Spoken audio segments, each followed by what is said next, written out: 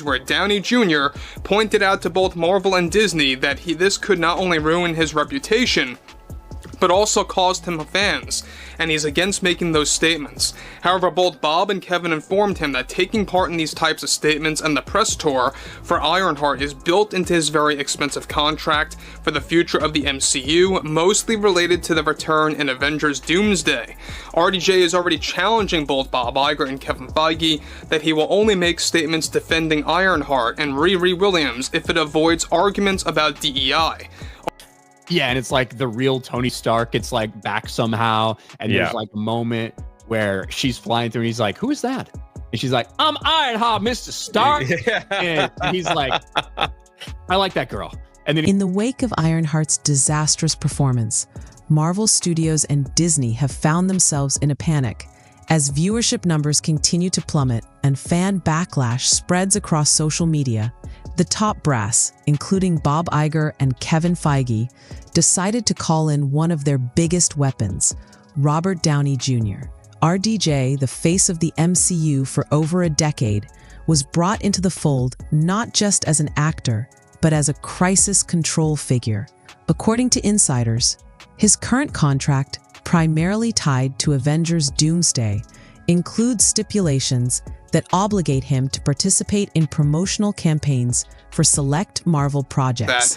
They also had Robert Downey Jr., and they had him roll out and really kind of prop the show up and prop the character of Riri Williams up above Tony Stark, and really tried to really have him really as the face of the Ironheart press tour, and it really just backfired completely. That clause has now been weaponized to try and rescue Ironheart from total collapse. Downey Jr. began appearing on talk shows and media interviews, giving praise to Dominique Thorne, who plays Riri Williams. The goal? To help reposition her as a worthy successor to Tony Stark and rekindle audience interest. But the effort didn't land as intended. It deserves your attention. Ironheart deserves your attention. Fans immediately noticed something was off. RDJ's praise felt scripted, strained, and disconnected, almost as if he were reading from a corporate press release rather than speaking from the heart. The marketing push began to backfire, with many fans accusing Disney of using RDJ as a pawn to sell a product that wasn't resonating. Bob and Kevin refused, and they are forcing him to make statements to go against Marvel fans that are opposed to the Riri Williams character. Now, RDJ is also very annoyed with Marvel and Disney after they initially forced him to do PR and become a part of the press tour, since it was built into his contract for Doomsday, with the show instead of helping, the effort further highlighted just how out of touch Marvel may be with its audience. What began as a simple PR move quickly spiraled into a full-blown internal conflict. Behind closed doors, Robert Downey Jr. reportedly grew increasingly frustrated and angry with both Marvel and Disney executives.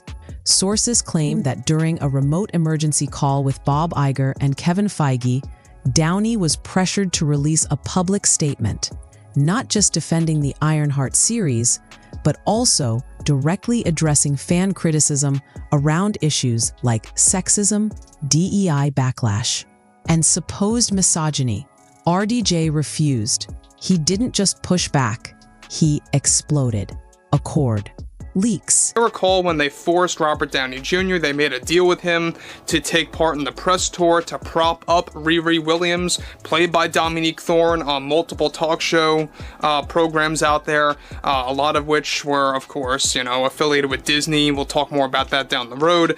However, this is where it gets really intense, because we know that Robert Downey Jr. is a very busy man right now. He is heavily involved with Avengers Doomsday. Downey warned that aligning himself too closely with divisive discourse could damage his public image, alienate loyal fans, and put his upcoming work in jeopardy.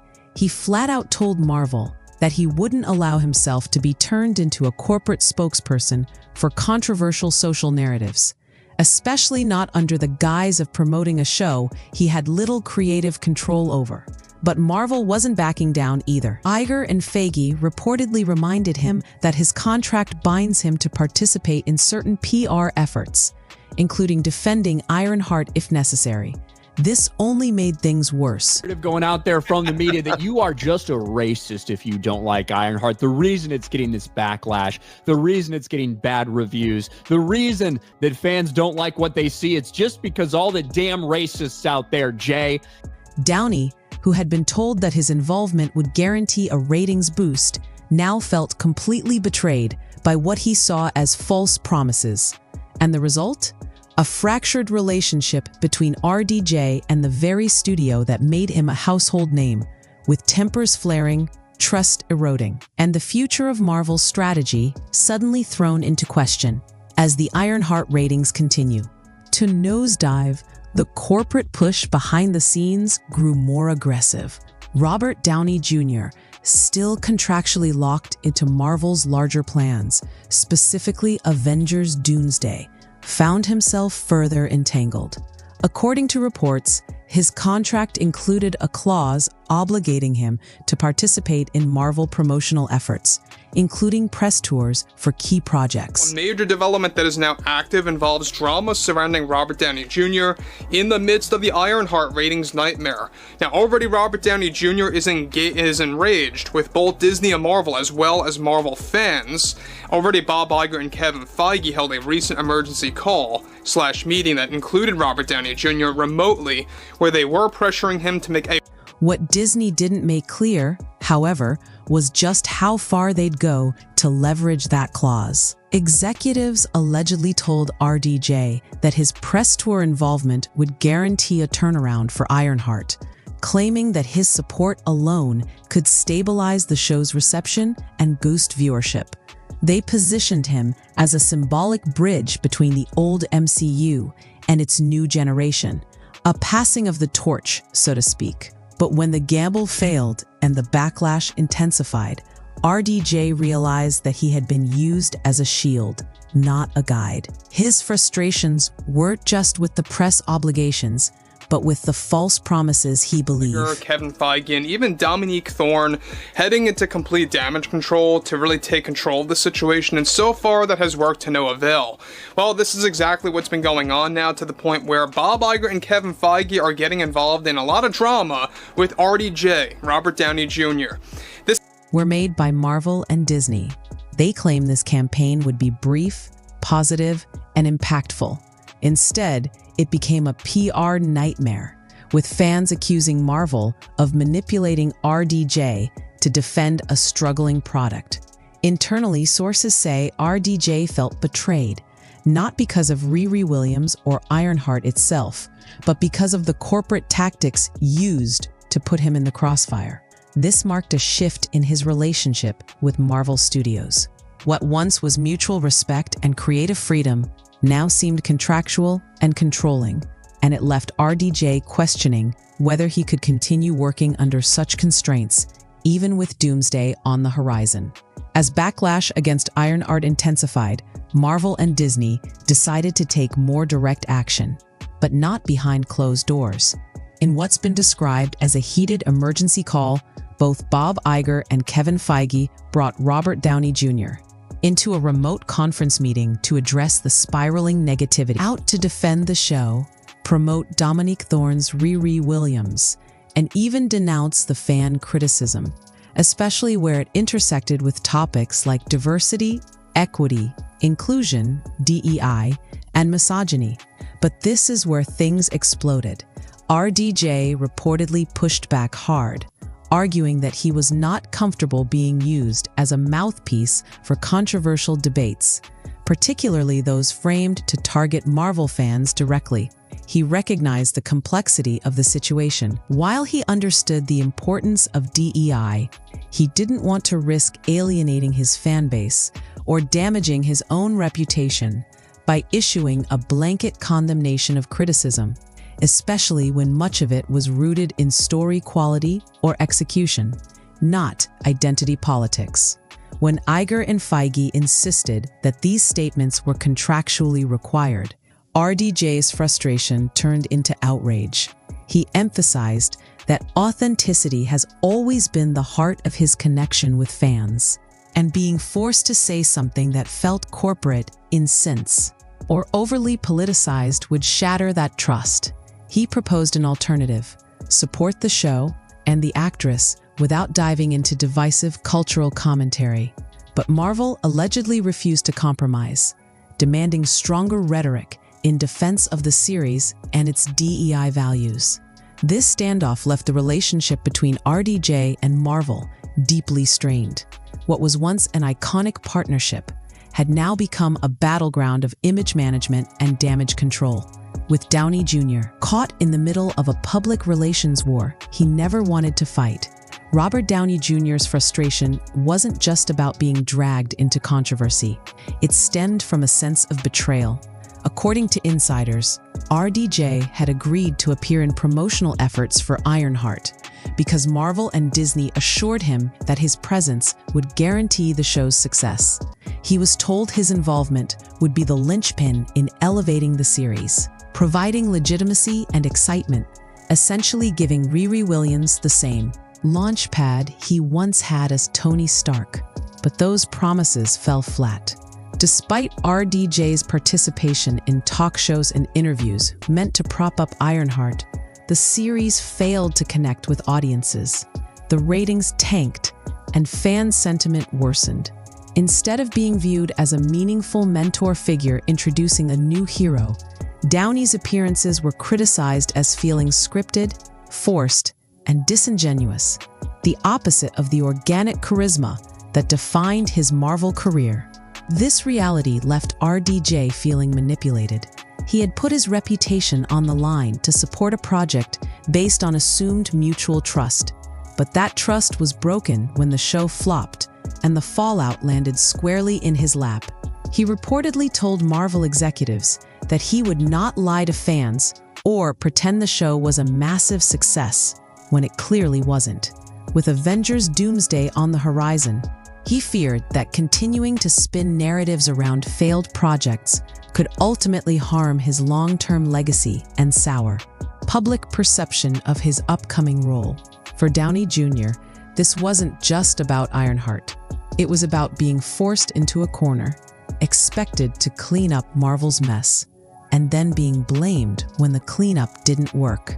The situation escalated when Marvel and Disney attempted to steer RDJ into making public statements defending Riri Williams and Ironheart, not just from a storytelling standpoint, but as a broader pushback against criticism labeled as sexist or anti-DEI, diversity, equity, inclusion. On a recent emergency video call with Bob Iger and Kevin Feige, Downey Jr. was reportedly asked to deliver a message condemning backlash against the show and its lead character. This is where RDJ drew a firm line. He reportedly became furious at the suggestion, stating that doing so could damage his own reputation, create further division with Marvel fans, and make him seem like a corporate mouthpiece. RDJ clarified that while he had no issue supporting Dominique Thorne or her character, he was not comfortable being forced into political or cultural commentary, especially when it involved scolding the same fan base that helped make him an icon as Iron Man. Furthermore, Downey Jr. insisted that any statements he made must avoid hot-button topics like DEI controversies, preferring to focus on creative storytelling, character arcs, and genuine support for new talent. Bob Iger and Kevin Feige refused, allegedly standing firm that the statement needed to confront what they viewed as unfair, toxic backlash from segments of the fan base. The disagreement led to a growing rift between the actor and Marvel leadership, with both sides refusing to budge. This standoff highlighted a deeper issue: Marvel's reliance on legacy stars to defend risky or unpopular projects, even when it puts those stars in uncomfortable or damaging positions. For RDJ, this moment marked a turning point where loyalty to the MCU collided with personal ethics and fan trust. Robert Downey Jr.'s anger didn't just stem from the content of what he was being asked to say. It came from feeling blindsided and manipulated. According to inside reports, part of his new contract for Avengers Doomsday included promotional responsibilities for other Marvel projects, Ironheart among them. But what was pitched to him as a supportive cameo press tour turned into a full-blown PR rescue mission, with the entire weight of the show's failure placed on his shoulders. Disney and Marvel allegedly promised RDJ that if he promoted Ironheart, it would not only be a ratings success, but it would also reflect well on him, as someone helping to shepherd the next generation of Marvel heroes. But once the show premiered and suffered low viewership and negative fan response, those promises unraveled. Downey reportedly feels used, forced to do damage control for a project that was already collapsing before his involvement, and misled into believing his participation would steer the series into success. What's more, the ongoing pressure from Feige and Iger to continue promoting the series and defending controversial creative decisions has pushed RDJ to the brink. He's said to be furious that his contractual obligations were twisted into a weapon against his own brand and fan base. For someone as calculated and respected as Robert Downey Jr., this has now become a battle of reputation, one he seems unwilling to lose. One of the most explosive factors behind the Ironheart controversy and Robert Downey Jr.'s growing frustration lies in the narrative strategy Disney employed to promote the show. As part of the PR campaign, Marvel attempted to position Riri Williams as the next, or even better, Tony Stark, which triggered immediate backlash from longtime MCU fans. The move was seen by many as tone-deaf and forced. Viewers felt that replacing a legacy character like Iron Man with a relatively unestablished one without organically building her arc was disingenuous. RDJ's promotional appearances began to feel phony as he spoke praises of Riri that seemed scripted and hollow. Fans noted that his delivery lacked the passion and authenticity they'd come to associate with his public support for Marvel projects in the past. Behind the scenes, Downey reportedly hated the comparison narrative, not because he was unwilling to pass the torch, but because it didn't make creative sense. He allegedly told Marvel that trying to make Riri the new Iron Man, instead of developing her as her own unique hero, was both unfair to her character and alienating to the audience. Yet Marvel stuck with this branding, only deepening fan resentment and putting RDJ in the uncomfortable position of defending a creative decision he didn't believe in, all while risking the loyalty of the very fan base that helped define his career. The culmination of Robert Downey Jr. frustration stems from what he now considers a betrayal by Disney and Marvel Studios. When he initially agreed to participate in the Ironheart press tour and lend support to Dominique Thorne and the series, he did so under explicit assurances. Marvel promised RDJ that his involvement would guarantee the show's success, and that fan sentiment would shift in favor of the series with his endorsement. However, the reality played out very differently. Despite RDJ's appearances, the ratings plummeted, backlash intensified, and the damage to the Marvel brand worsened. Feeling used and manipulated, Downey reportedly expressed that he had put his reputation on the line based on false hopes and exaggerated claims from Kevin Feige and Bob Iger. Now, with Avengers Doomsday on the horizon, Downey is being pushed once again to step in and clean up the Ironheart mess. But this time, he's resisting. He has made it clear that he doesn't want to lie to fans, especially with so much riding on his MCU return. This escalating tension between RDJ and Marvel signals a critical breakdown in trust, one that could have ripple effects for Doomsday, Fantastic Four, and other future MCU projects. Whether the relationship can be mended remains to be seen, but one thing is clear: the era of blind loyalty between legacy stars and Marvel Studios is officially over. At this point, it's clear that Ironheart has spiraled into far more than just a creative misstep. It has become a full-blown corporate crisis for Marvel Studios and Disney. Across these 9 points, we've seen how a once promising series turned into a PR nightmare, dragging in top brass like Bob Iger, Kevin Feige, and even Marvel's most iconic star, Robert Downey Jr. From internal conflict and forced press tour appearances to the awkward push to position Riri Williams as a new Iron Man, it's clear the strategies behind Ironheart have backfired catastrophically. RDJ, once the face of Marvel's golden age, now finds himself at odds with the very studio he helped build, pushed into defending a show he doesn't believe in, pressured to comment on fan backlash, and ultimately feeling betrayed by false promises of success. Whether it's the Ironheart ratings collapse, RDJ's fiery resistance, or the uncomfortable comparisons to Tony Stark, this entire situation has revealed deep cracks in Marvel's once bulletproof foundation.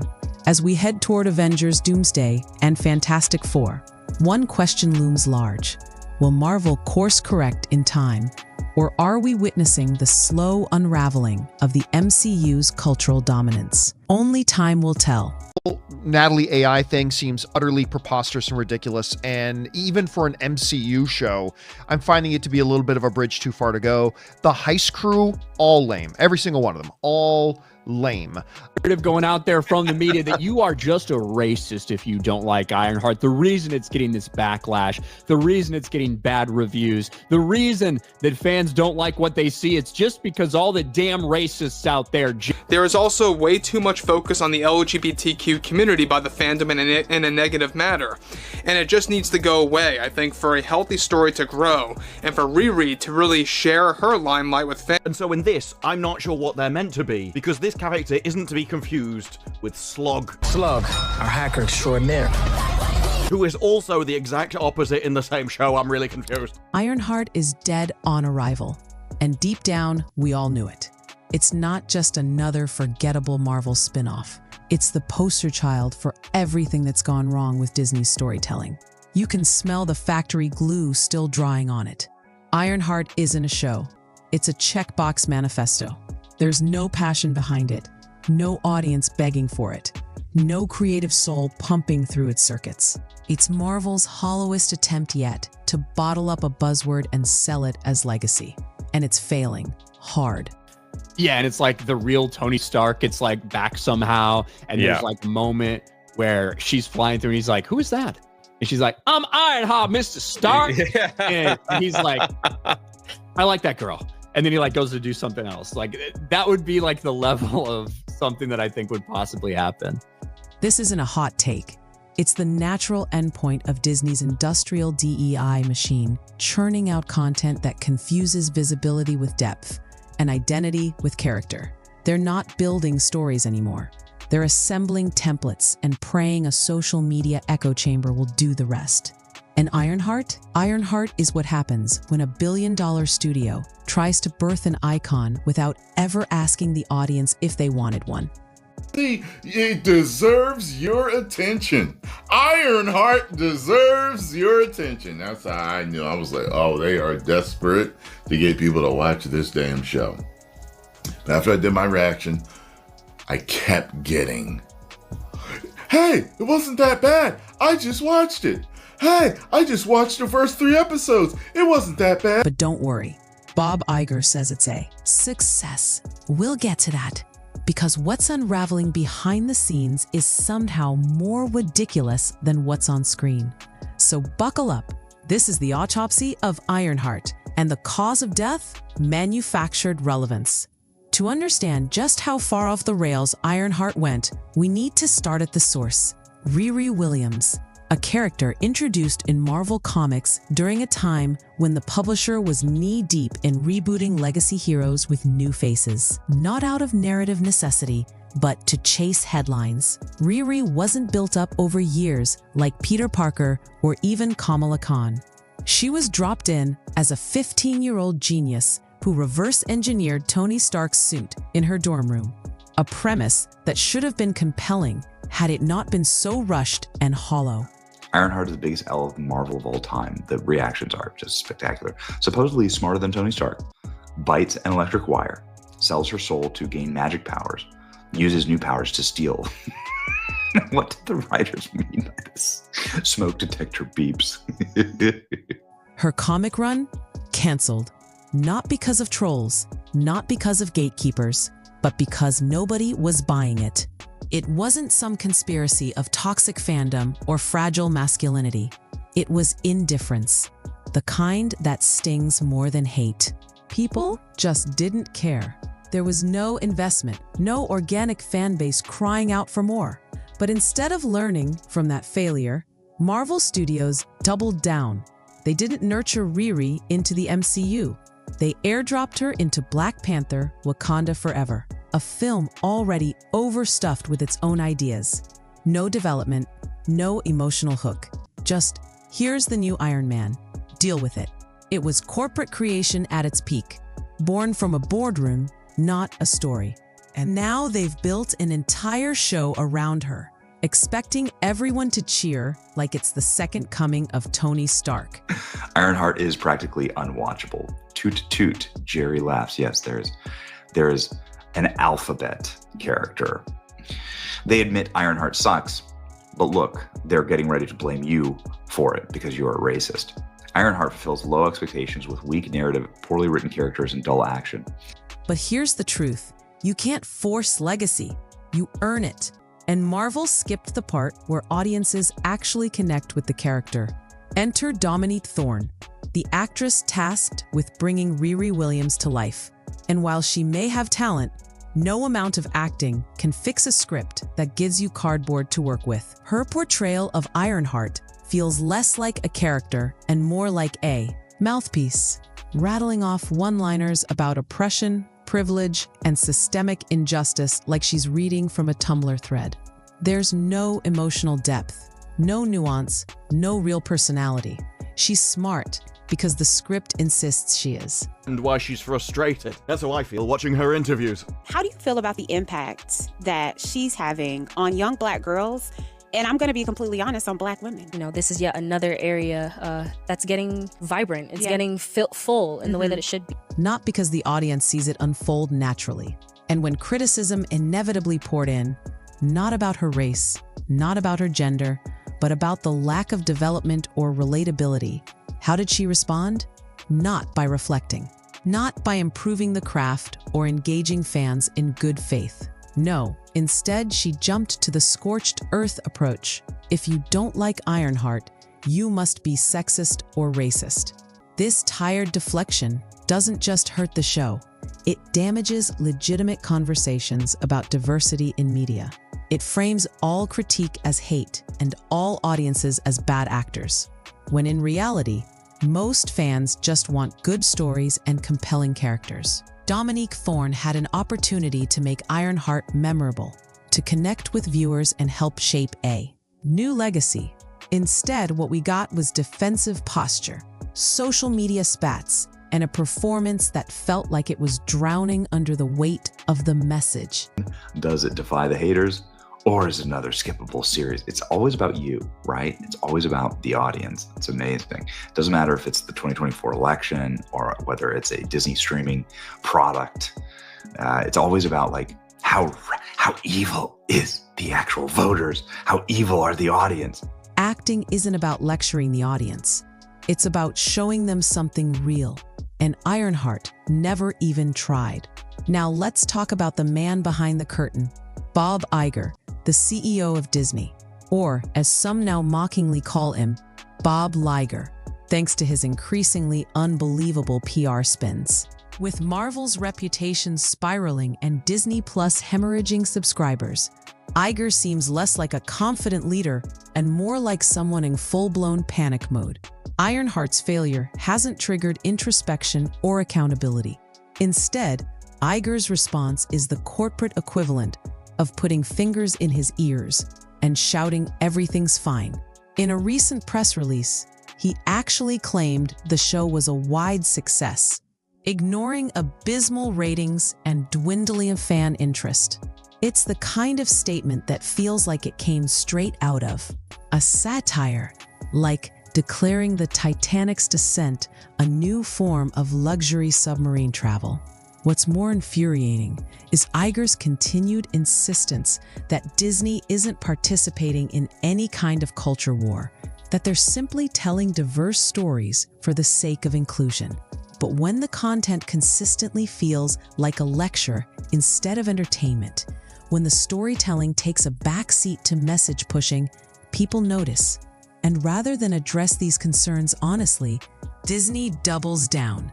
Iger even went as far as to say that diversity and inclusion should sometimes be valued more than the story itself.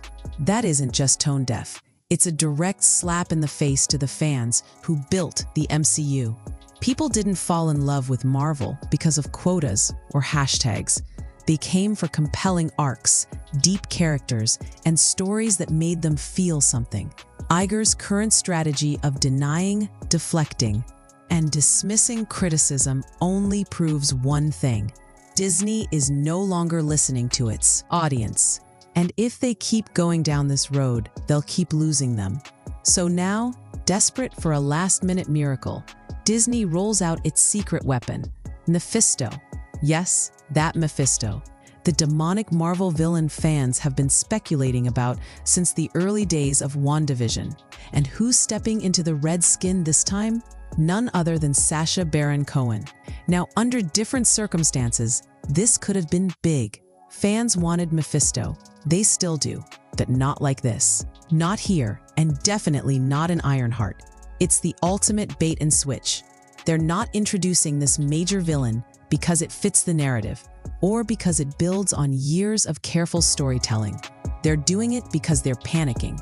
They think sprinkling fan-favorite characters into floundering shows will save them. Spoiler alert, it won't. The writing's on the wall. This isn't the dark, ominous, comic-accurate Mephisto fans imagined. This is the Disney Plus version, sanitized, neutered, and rebranded for mass appeal.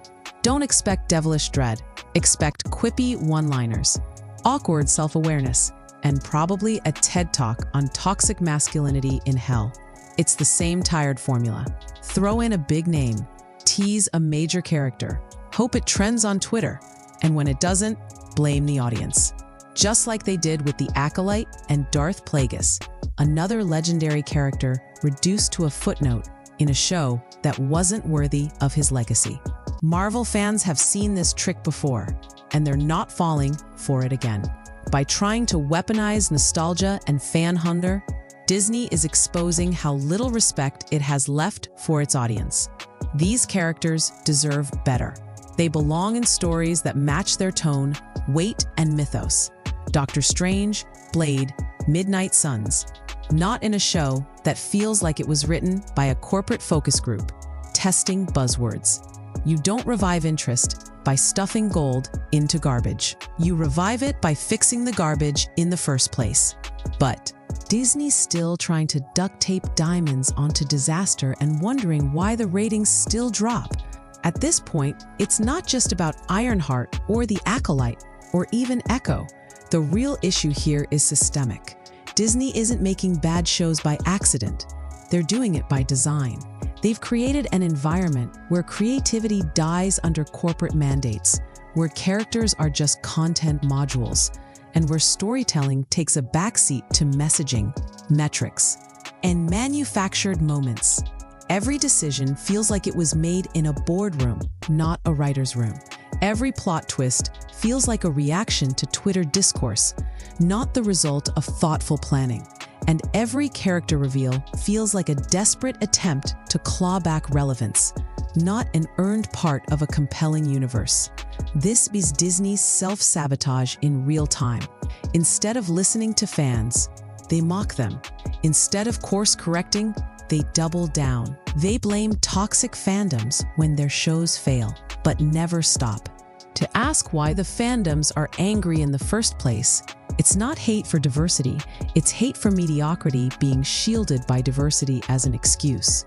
And it's not just Marvel. Star Wars is circling the same drain. When every major IP under your belt is bleeding viewers, getting review bombed or boosted artificially, and becoming cultural punchlines, maybe the problem isn't the audience. Maybe it's you. Disney thinks they're too big to fail, but audiences have options now. Better writing, more passion, and actual respect for the material from indie creators, streaming competitors, and even fan projects. Marvel used to be the gold standard in interconnected storytelling. Now, it's a cautionary tale. The more they pump out content without care, the more they dilute their own brand. And no amount of flashy cameos, multiverse chaos, or Mephisto hype is going to save them if they keep burning trust with every show they release. So here we go again. The big red panic button, Mephisto. Marvel fans have been theorizing about Mephisto's arrival since WandaVision. And now, Disney thinks it's finally time to cash in on that speculation. Enter Sacha Baron Cohen as Mephisto. A-lister casting? Sure. Potential to be amazing? Maybe. But let's not kid ourselves. This move reeks of desperation. This isn't a well-earned character reveal. This is a last-ditch effort to salvage a show nobody asked for and fewer are watching. It's not fan service. It's fan bait. But here's the problem. Fans aren't taking the bait anymore. They've been burned too many times. We've seen this play before. Dangle a legacy character, tease some dark mystery, hope the buzz buys them a few more views. But it doesn't work if the core story is weak. If the show lacks purpose, no amount of name drops or devilish charm will save it. Mephisto deserved to appear in Doctor Strange, Blade, Moon Knight, dark corners of the MCU where his presence would matter. Not shoehorned into a series already weighed down by hollow writing and paper-thin themes. This move proves Marvel thinks spectacle can replace substance, that hype can substitute for heart. But fans aren't asking for more surprise cameos. They're asking for better stories, for characters they care about, for dialogue that doesn't sound like it was written by a PR team doing damage control. So yes, Mephisto is finally here, and he's being wasted. And the saddest part? He's not here to elevate the MCU. He's here to resuscitate it. And if this is what Marvel has to resort to just to keep a show on life support, they're in more trouble than they realize. And just when you think the creativity drought couldn't get any worse, enter the next baffling decision. Introducing a character named Zelma, a carbon copy of HBO Max's Velma. You can't make this stuff up. Not only does she look, talk, and act like Velma from that infamously panned show, but she brings along the same snarky, insufferable energy that turned viewers away in droves. It's like Marvel executives sat in a boardroom and said, hey, let's take a universally disliked character archetype and drop her into this mess. That'll help. This isn't just lazy, it's insulting. Copy-pasting an unpopular character archetype into a dying show doesn't scream innovation. It screams creative bankruptcy. And it shows Marvel no longer knows what made their stories resonate in the first place. Characters like Tony Stark, Steve Rogers, and even Wanda Maximoff weren't just loved because they were superheroes. They were loved because they had depth, growth, vulnerability. They felt real. Zelma, like so many characters in Ironheart, feels manufactured, like she was built in a focus group lab, optimized for TikTok virality and DEI checklists, rather than storytelling. At this point, it feels like Marvel is grasping at anything to keep this crumbling tower upright. They're scavenging the worst ideas from failed properties and stuffing them into a show that was already struggling to find its identity. Instead of asking why fans are tuning out, they double down on the gimmicks. More quips, more archetypes, more noise, less soul. And let's be honest, fans aren't rejecting these shows because they hate new characters. They're rejecting them because the characters are poorly written, emotionally hollow, and creatively stale. Zelma is just the latest symptom of a studio that forgot its audience wants substance, not stereotypes in cosplay. Now let's talk about what really matters in Hollywood, the numbers. And Ironheart? It's not underperforming. It's not finding its footing. It's straight up tanking, collapsing, imploding. The kind of failure that makes execs stop returning phone calls. You don't need industry connections to figure it out either. Just look at the silence. When a show is a hit, Disney plasters that success everywhere. Press releases, banner ads, tweets, engagement metrics. They'll shove it in your face until it's inescapable. But when it flops, suddenly the data goes dark. No Nielsen ratings, no streaming hours, no celebratory charts showing Ironheart climbing the rankings. Just vague mentions of engagement and a whole lot of corporate hand-waving. This is a studio that spent tens of millions on VFX, marketing blitzes, social media outreach, influencer campaigns, and paid Twitter spaces. And now it's pretending like the silence means success? Come on. Disney poured a fortune into Ironheart. Reshoots, CGI polish, online hype, all of it. They practically tried to brute force this show into relevance. But money can't buy authenticity, and audiences can smell desperation a mile away. When fans see a story that's more interested in moralizing than entertaining, they walk away. And they're walking away in droves. And yet, instead of confronting that reality, the studio's response is the same tired deflection. Blame the audience. The viewers don't understand the vision, they say. It's not the show that failed, it's the FA who failed to get it. That's not leadership. That's not storytelling. That's gaslighting. You don't insult your audience for not liking your product. You figure out why they didn't and do better. But Disney? They're still plugging their ears, shouting success into the void, hoping someone believes it. Let's talk about the man at the top, Kevin Feige, the architect of the Marvel Cinematic Universe, the mastermind behind Endgame, Infinity War, and the most dominant box office run in Hollywood history. But here's the problem. Feige is still operating like it's 2019 and the audience hasn't moved on. He thinks he can slap a Marvel logo on anything and fans will show up in droves, no questions asked. That era is over, and Ironheart proves it.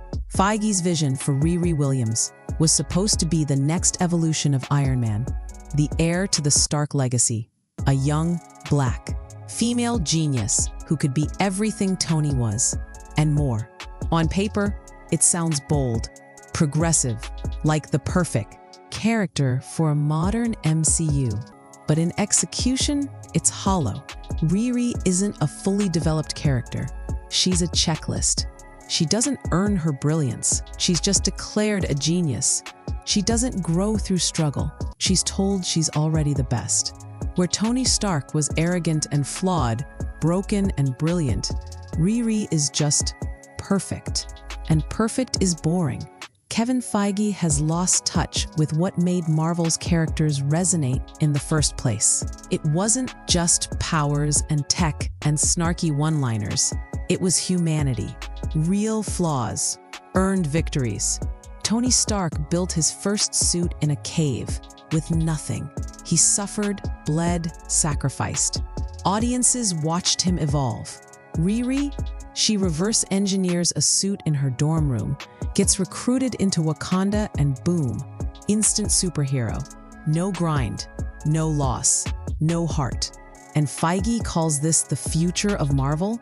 That's not just a miscalculation, it's delusion. You can't manufacture legacy. You have to build it, earn it.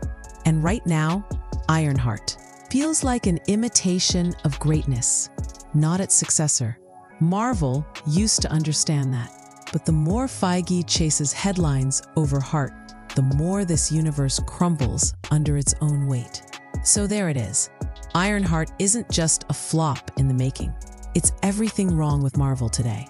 A hollow lead, no creative vision, rushed production, and identity politics dressed up as storytelling. This isn't legacy. It's lazy. Marvel's trying to sell us style over soul. And audiences, we're not buying it anymore. This show was supposed to carry the torch, but instead, it's burning down what's left of the MCU's credibility. If you're tired of seeing your favorite heroes replaced with copy-paste templates and PR stunts, hit that subscribe button right now, because this is just the beginning, and we're exposing all of it. Subscribe for more unfiltered breakdowns of the mess behind Ironheart and everything dragging Marvel down. It deserves your attention. Ironheart deserves your attention. With the Ironheart series already labeled as a major ratings disaster for both Marvel Studios and the Walt Disney Company, we have those like Bob Iger, Kevin Feige, and even Dominique Thorne heading into complete damage control to really take control of the situation, and so far that has worked to no avail. Well, this is exactly what's been going on now, to the point where Bob Iger and Kevin Feige are getting involved in a lot of drama. Yes, Marvel's Ironheart. The show that nobody asked for, nobody watched, and yet somehow Disney insists is a masterpiece. Welcome to the bizarre reality where corporate ego outweighs common sense, where failure is rebranded as progress, and where the fan base is gaslit harder than a lantern at a ghost story campfire. Ironheart isn't just a flop. It's a shining, burning, gloriously awkward example of what happens when storytelling takes a backseat to virtue signaling. Going out there from the media that you are just a racist if you don't like Ironheart. The reason it's getting this backlash, the reason it's getting bad reviews, the reason that fans don't like what they see, it's just because all the damn racists out there, Jay. It's MAGA trolls, it's racist, it's blah, blah, blah. Well, we finally have our first hint of what this show is performing like when it comes to the numbers. Spoiler alert, kind of exactly what we expect. Ironheart ratings in the gutter. Marvel has gone from building legends to building lecture halls, and Ironheart is the full semester course nobody enrolled in. But here's the kicker. Despite the plummeting interest, dismal engagement, and total audience apathy, the execs at Disney are popping champagne and calling it a win. You want to know what happens when marketing budgets outshine actual stories? Buckle up. We're going headfirst into the wreckage of Ironheart, a show so tone-deaf it might actually be avant-garde. So how did we get here? How did we go from Tony Stark snapping Thanos out of existence to Riri Williams awkwardly filling the shoes of a legend she was never meant to replace? Now, focusing on the whole situation between Bob Iger, Kevin Feige, and RDJ and exactly what's going on here in the midst of the ratings disaster, well, it only gets worse for Marvel at this point, because you guys may recall when they forced Robert Downey Jr., they made a deal with him to take part in the press tour to prop up Riri Williams, played by Dominique Thorne, on multiple talk show programs out there, a lot of which were, of course, affiliated with Disney. We'll talk more about that down the road. The core issue is simple. There was never a genuine demand for Ironheart.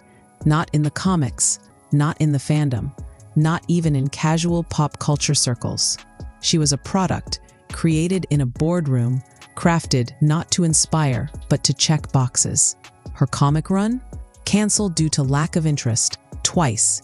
Yet Disney pressed forward, pretending Riri was the natural heir to the Iron Man legacy.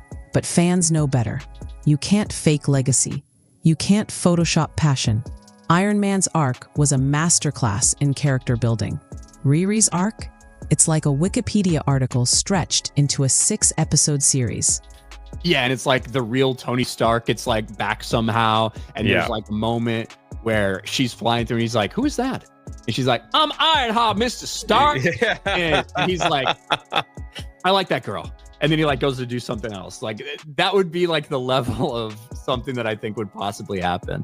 Disney tried to reverse engineer audience investment, but instead of starting with a story worth telling, they started with an identity checklist. And now they're shocked it didn't resonate? This wasn't a misfire. This was inevitable. Let's talk about Riri Williams, or as the marketing would have you believe, the next great genius of the MCU. But what are we actually given? A protagonist with no emotional groundwork, no real stakes, and no genuine connection to the universe she's been dropped into. Introduced without context and shoved center stage without earning the spotlight, Riri feels less like a character and more like a studio pitch in human form. played by Dominique Thorne, who unfortunately spent more time sparring with critics on social media than building rapport with audiences. They have Dominique Thorne, going out there talking about DEI, LGBTQ rights, and how there's no agenda there, and she continues to do so. But the other thing is that they also had Robert Downey Jr., and they had him roll out and really kind of prop the show up and prop the character of Riri Williams up above Tony Stark. Riri is a textbook case of forced relevance. The writing doesn't develop her. It tells you to love her. Constant reminders that she's smart without showing why. Shallow monologues about injustice and zero growth or vulnerability. She's a character wrapped in armor but lacking any emotional core. Marvel once built icons, characters like Steve Rogers and Tony Stark, who evolved, failed, bled, and grew. Riri, she just shows up with a Wakandan suit and a Wikipedia-level understanding of what being a hero means. There's no grit, no arc, no soul, and audiences can feel that, because no amount of tech, sass, or hashtags can replace real storytelling. Now let's turn our attention to the man behind the curtain, Bob Iger, the Disney CEO in full corporate meltdown mode. While Ironheart spirals, what does Bob do? He doesn't acknowledge the show's failure or the disconnect with fans. No, he rolls out the oldest trick in the corporate playbook, the press release. A glossy, meaningless PR statement claiming Ironheart is a wide success and that everything is going according to plan. It's laughable. It's like watching someone rearrange deck chairs on the Titanic and calling it innovation. The viewership numbers are hidden. Fan reception is overwhelmingly cold, and yet Disney still clings to the narrative that it's thriving because it checks the right boxes. But here's the kicker. Bob Iger actually said there, times when diversity, equity, and inclusion matter more than the story. That's not speculation. That's a quote. And right there, in that single sentence, you have the heart of the problem. The story, the thing that used to make Marvel great, now takes a back seat to agenda. Disney isn't just losing money, it's losing the audience's trust. Because when a company prioritizes messaging over meaning, it stops being a storyteller and becomes a lecturer. Let's be clear. Representation isn't the issue. Nobody is mad because the lead is a Black female genius. People are mad because the writing is lazy, the characters are hollow, and the story lacks heart. Real representation means crafting fully realized, compelling characters who just happen to be diverse, not plugging identities into a formula and calling it revolutionary. Ironheart doesn't tell a story. It sells an image. Riri Williams isn't developed through meaningful arcs or emotional challenges. She's simply labeled as brilliant, and then recites lectures on oppression between awkward punchlines. She doesn't evolve. She doesn't earn her moments. She just exists, floating from scene to scene as a symbol, not a person. When even members of the LGBTQ+ community and people from the groups Disney claims to uplift are calling the show condescending and empty, that's a red flag. Fans don't want checkbox characters or ideological mouthpieces. They want heroes. Flawed, vulnerable, powerful heroes they can root for, not avatars designed in a boardroom diversity chart. True inclusivity doesn't scream, "Look how inclusive we are." It just tells a good story where everyone belongs naturally. That's where Ironheart misses the mark. It mistakes pandering for progress, and the audience sees right through it. What happened to Marvel? There was a time when Marvel was synonymous with excellence, when fans lined up for midnight screenings, and every new entry felt like a cultural event. But Ironheart is just the latest. Proof that Marvel has lost its soul. The decline didn't start here, but it's definitely hit rock bottom. Once upon a time, Marvel balanced humor, heart, and high stakes. Characters like Iron Man, Captain America, and Thor resonated because they were complex, flawed, and human. Now, every new hero feels manufactured, stripped of depth, and repurposed to push a message. The formula is broken, and audiences are feeling it. Look at the numbers. Ratings are down. Merch isn't moving. The fan base is fractured, and no amount of post-release interviews, TikTok campaigns, or forced hashtags can change the truth. Marvel isn't telling stories anymore. It's preaching. They've gone from "I am Iron Man" to "I am marginalized and you're supposed to clap." That's not narrative. That's not cinema. That's ideology disguised as entertainment. And it's why more and more longtime fans are walking away. Because the moment Marvel decided that the message matters more than the myth, it stopped being a universe and became a platform. Let's kill the laziest argument in this entire discourse. If you don't like Ironheart, you must be racist or sexist. No, just no. People aren't rejecting Ironheart because they can't handle a black woman in a suit. They're rejecting it because it's badly written, hollow, and out of touch with what made Marvel special in the first place. Fans aren't bigots. They're exhausted. Exhausted by endless lectures disguised as plots. Tired of being guilt-tripped for wanting escapism. Sick of seeing their favorite franchises weaponized for social validation. When criticism is dismissed as hate, creators stop improving. That's how you end up with a show like Ironheart, where the real diversity of thought, style, and storytelling is completely missing. The backlash isn't coming from trolls. It's coming from lifelong fans, comic readers, film buffs, and yes, people from the very communities the show pretends to represent. They're not asking less inclusion. They're asking for better inclusion. They want layered characters, not mouthpieces. They want stories that resonate, not ones that lecture. And when they don't get that, they tune out. Not because of hate, because of heartbreak. Here's the question nobody at Marvel seems brave enough to ask. Why do we keep failing? Because they live in a bubble, a smug, self-reinforcing echo chamber where criticism is hate, disagreement is bigotry, and mediocrity is celebrated, as long as it checks the right boxes. Executives don't watch what fans watch. Writers don't read what fans read. The people greenlighting these shows don't care about canon, character arcs, or legacy. They care about Twitter trends and virtue points. Ironheart is what happens when Hollywood hires based on identity instead of talent, when ideology becomes the blueprint, and when executives confuse representation with replication, copying a successful character's template, slapping a new face on it, and no one notices. But fans notice. They always do. And instead of pausing to self-reflect, Marvel doubles down. They blame the fans. They gaslight the audience.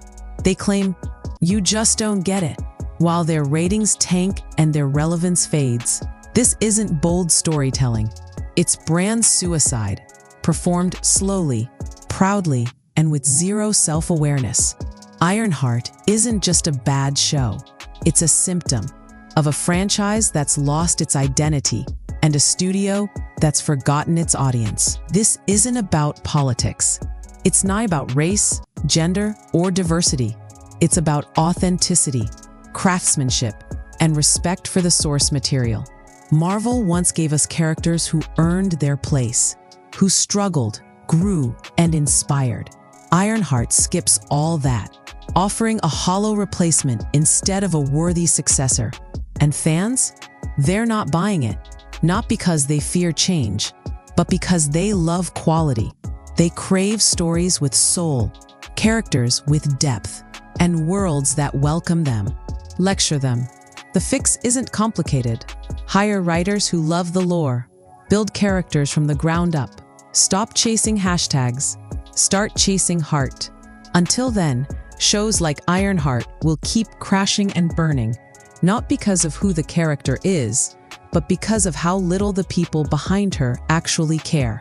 And audiences, they'll keep walking away, not out of hate, but because they remember when Marvel gave them something to believe in. going out there from the media that you are just a racist if you don't like Ironheart. The reason it's getting this backlash, the reason it's getting bad reviews, the reason that fans don't like what they see, it's just because all the damn racists out there, Jay. It's MAGA trolls, it's racist. One major development that is now active involves drama surrounding Robert Downey Jr. in the midst of the Ironheart ratings nightmare. Now, already Robert Downey Jr. is enraged with both Disney and Marvel, as well as Marvel fans.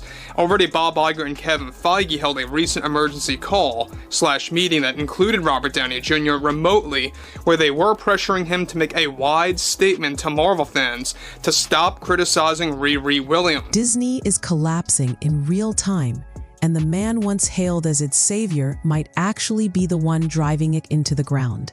Bob Iger was supposed to be the comeback king. When he returned as Disney's CEO in late 2022, fans, investors, and even critics hoped he'd turn things around. After all, this was the guy behind Disney's olden acquisitions: Pixar, Marvel, Lucasfilm, and Fox.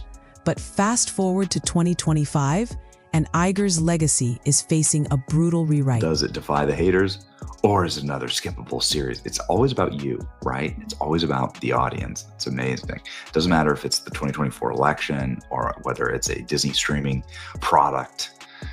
It's always about like how evil is the actual voters? How evil are the audience? Ratings are down. Box office flops are stacking up. Fan trust, practically non-existent. And now, a new wave of massive layoffs is sweeping across Disney's most beloved brands, including Marvel, Star Wars, Pixar, and even Disney+. But here's the real kicker. Iger isn't just cutting costs. He's cutting deep. And according to insiders, these firings aren't about efficiency. They're about survival. So what happened? Why is Disney slashing thousands of jobs in what insiders are calling a desperate pivot? And is Bob Iger truly trying to save the company, or just buying time for a graceful exit before stepping down in 2026? It's very safe to say at this point that Bob Iger is by far the worst Disney CEO of all time, based on how he handled multiple ratings disasters and box office failures when it came to movies and television shows. When you really bundle that all together, they have lost billions of dollars in the process for 7, 8, 9 years now. But when you're looking at the overall scenario, what happened with Snow White, what happened with the Acolyte series for Star Wars and Lucasfilm, and especially with the Ironheart series most recently, that's just to name a few, by the way. Those are real big examples of exactly how Bob Iger really doubled down on the typical DEI agenda to please the top 3 shareholders, BlackRock, Vanguard, and State Street. Well, just recently Bob Iger made a very swift move, a move that I actually feel is a negative one. In this video, we're breaking down everything. The real reasons behind the layoffs, how Disney's top 3 shareholders may be shaping the company's creative direction, and why some believe Iger is leading Disney into its most dangerous era yet. Strap in, because what's happening behind closed doors at Disney might shock you. Bob Iger's original run as Disney CEO was hailed as one of the most successful in entertainment history. Under his leadership, Disney became a pop culture powerhouse, acquiring Pixar, Marvel Studios, Lucasfilm, and 21st Century Fox. These moves gave Disney unprecedented control over Hollywood's biggest franchises. From Avengers Endgame to The Force Awakens, the company dominated the box office for over a decade. Where Downey Jr. pointed out to both Marvel and Disney that this could not only ruin his reputation, but also cost him fans, and he's against making those statements. However, both Bob and Kevin informed him that taking part in these types of statements and the press tour for Ironheart is built into his very expensive contract for the future of the MCU, mostly related to the return in Avengers Doomsday. RDJ is already challenging both Bob Iger and Kevin Feige that he will only make statements defending Ironheart and Riri Williams if it avoids arguments about DEI. Investors were thrilled, fans were engaged, and Iger's legacy seemed untouchable. But that legacy is now unraveling. Since Iger's return in late 2022, the ... been few and far between. Disney has faced one ratings and box office disaster after another. Projects like The Marvels, The Acolyte, Indiana Jones and the Dial of Destiny. Remakes like Snow White have either flopped or stirred massive backlash. Longtime fans are tuning out, accusing the company of pushing identity politics over storytelling, while investors are questioning Iger's priorities and spending habits. Worse, the once promising Disney Plus platform has turned into a money pit. Billions were poured into original content, but subscriber growth stalled and profitability became a fantasy.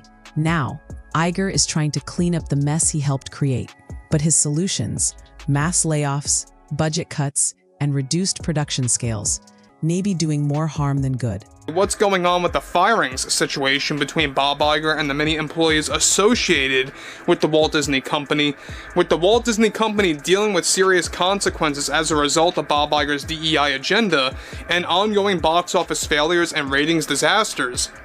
One major development going on now involves more to do with Disney CEO Bob Iger and how he recently decided to fire thousands of employees yet again, much like how he did this back in the end of 2023 into early 2024, as you guys may recall. What started as a comeback has quickly become a cautionary tale. A central debate surrounding Disney's recent decline centers on one polarizing question: is the company collapsing under the weight of a woke agent? Or is it simply suffering from unchecked financial mismanagement and creative stagnation? Many critics, particularly online commentators, argue that Disney's push for diversity, equity, and inclusion, DEI, has diluted the storytelling in its most iconic franchises.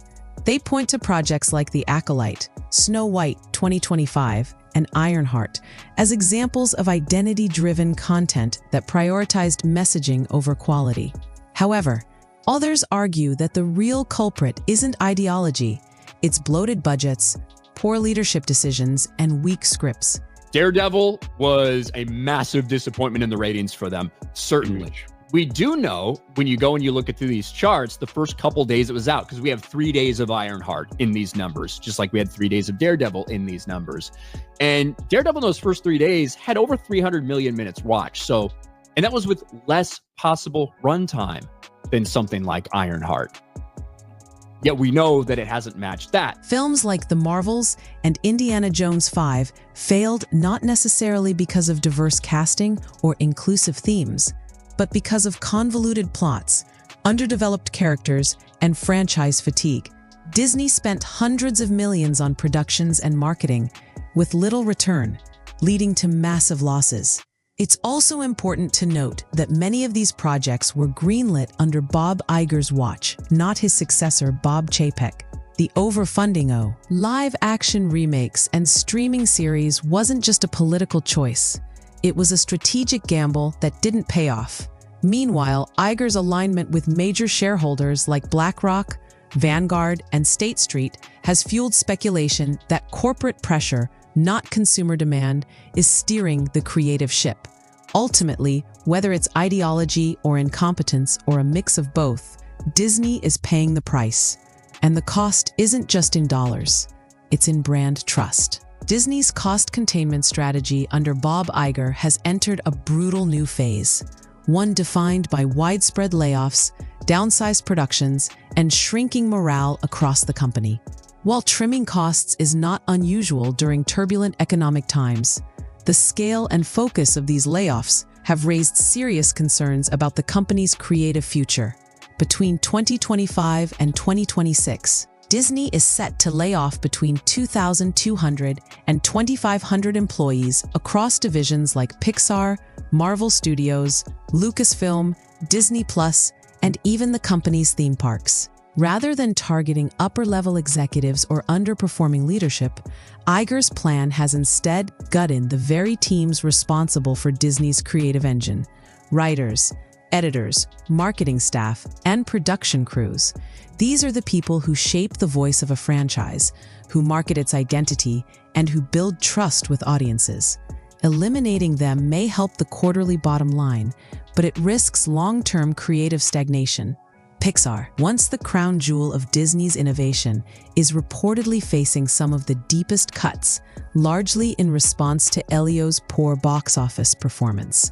Meanwhile, Disney Plus teams responsible for promoting and managing original content are being disbanded or reduced.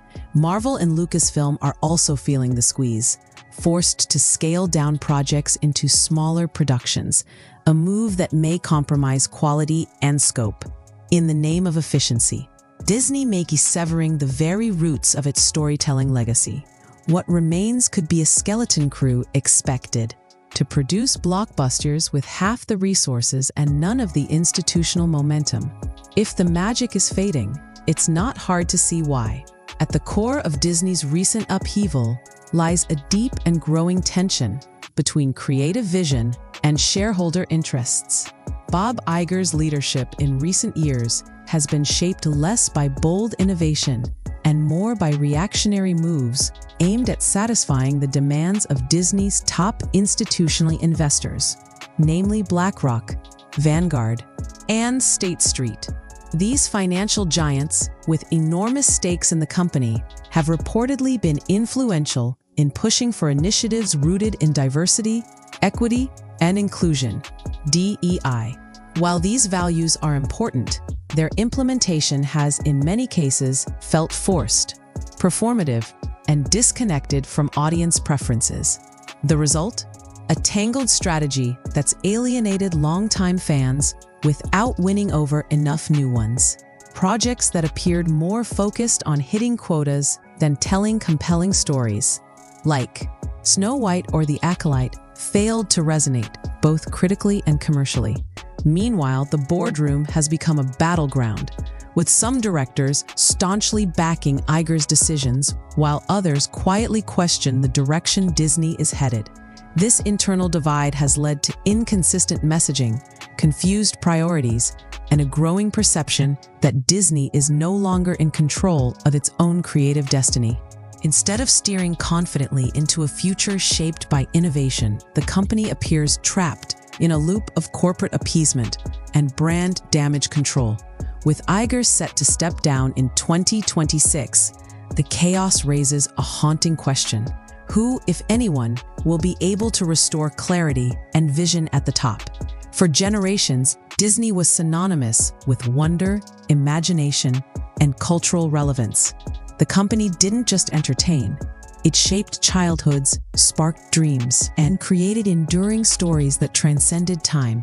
But as of 2025, that once unshakable magic seems to be fading. Some might blame changing audience tastes or the saturation of the content market. Much of Disney's decline feels internal. Bloated budgets, rushed production timelines, and an over-reliance on reboots and remakes have eroded the brand's creative integrity. No longer is the Disney name a guarantee of excellence. Where once fans eagerly anticipated each release, now they approach new projects with skepticism, or worse, indifference. Films like Elio and live-action remakes such as Snow White have been met with lukewarm reactions, if not outright backlash. Instead of delight, many of these titles trigger controversy, fatigue, or disappointment.